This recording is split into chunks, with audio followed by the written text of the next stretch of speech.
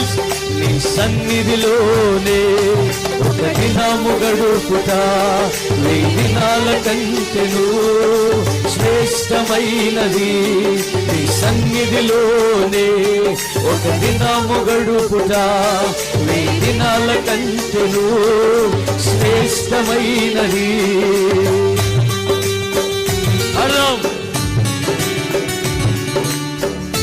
బలిపీఠముగా మనం మార్చబడాలి. ఈరోజు అర్పణలు మనమే అర్పణగా అగ్ని జ్వాలలు ఎలాగైతే టపా టపా అని పేలుతున్నాయో అలాగే మన చప్పట్లు కూడా వెళ్ళాలి. టపా చప్పట్లు గట్టిగా.